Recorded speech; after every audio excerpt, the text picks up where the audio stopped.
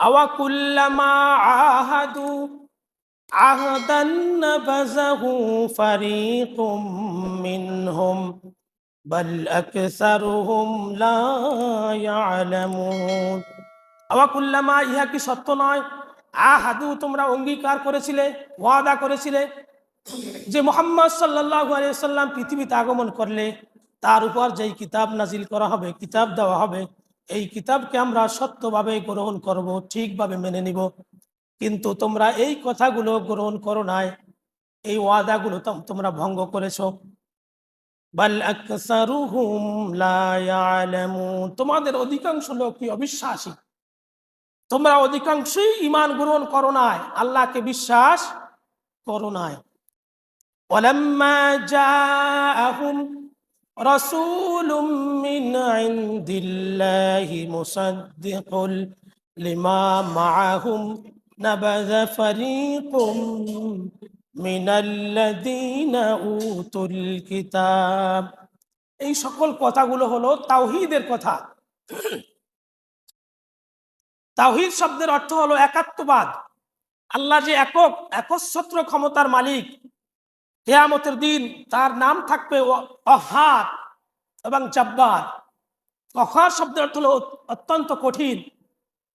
তিনি ন্যায় বিচার করবেন সকলের প্রতি, যে যা আমল করেছে এই আমল অনুযায়ী বিচার করবেন, কারো প্রতি তিনি জুলুম করবেন না।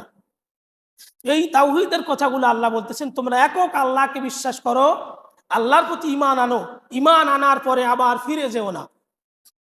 ওয়ালাম্মা জাহুম, তোমাদের কাছে যখন রসুল আসে, রাসূলুম মিন ইনদিল্লাহ, আল্লাহর পক্ষ থেকে তোমাদের কাছে যখন কোনো রসুল অথবা নবী আসে, মুসাদ্দিকাল লিমা মাআহুম, এবং ওই নবী এবং রসুল সত্য সহকারে কিতাব নিয়ে আসে, নাবাযা ফারীকুম মিনাল্লাযীনা উতুল কিতাব, নাবাযা ফারীকুম মিনাল্লাযীনা উতুল কিতাব, ইহুদিদের মধ্যে, কিতাবধারীদের মধ্যে তারা কেহ কেহ রসুলদেরকে অস্বীকার করেছে। কিতাবাল্লাহি ওয়ারাআ যুহুরিহিম, এবং আল্লাহ তাআলার কাছে যেই ওয়াদা করেছিল যে শেষ নবীর আবির্ভাব হবে, শেষ নবী খেজুরওয়ালা দেশে হিজরত করবেন, তিনি মক্কায় থাকবেন 10 বছর, মদিনায় থাকবেন 13 বছর। সর্বপ্রথম আবু আইয়ুব আনসারীর বাড়িতে তিনি আশ্রয় নেবেন, সেখানে তিনি মেহমান হবেন।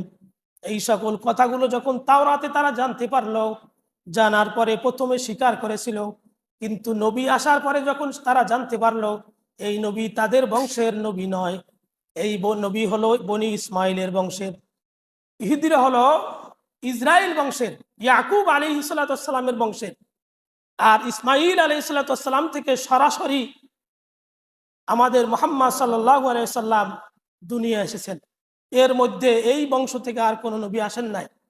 কিন্তু ইহুদিদের বংশে অসংখ্য নবী, হাজারের উপরে নবী এসেছিল, কিন্তু তাদের বংশে মুহাম্মদ সাল্লাল্লাহু আলাইহি সাল্লাম না আসার কারণে এই দেখেন বংশমর্যাদার হিংসা আমাদের মধ্যেও আছে, আমরা বংশমর্যাদা দেখি। কিন্তু আল্লাহ তাআলা বলছেন, ইন্না আকরামাকুম ইনদাল্লাহি আতকাকুম, তোমাদের নামীয় বংশের মধ্যে কোনো মর্যাদা নেই, তোমাদের মর্যাদা আমার কাছে হলো যার তাকওয়া বেশি, যেই ব্যক্তি আল্লাহকে যত বেশি ভয় করবে ওই ব্যক্তি সবচাইতে আমার কাছে সম্মানী, মর্যাদাশীল। তাহলে তারা তাওরাতে পড়লো মুহাম্মদ সাল্লাল্লাহু আলাইহি সাল্লাম আসবেন, এবং তাদের পিতার নাম হলো আব্দুল্লাহ, তার পিতার নাম হলো আব্দুল্লাহ, মায়ের নাম হলো আমিনা, তিনি শুবে সাদেকের সময় জন্মগ্রহণ করবেন।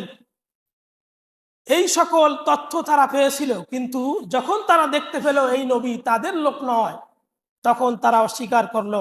এমনকি আল্লাহ রসুল বলেছিলেন যে আমি যখন নবী হই নাই, ছোটবেলা তোমাদের কাছে আমি বড় হয়েছি।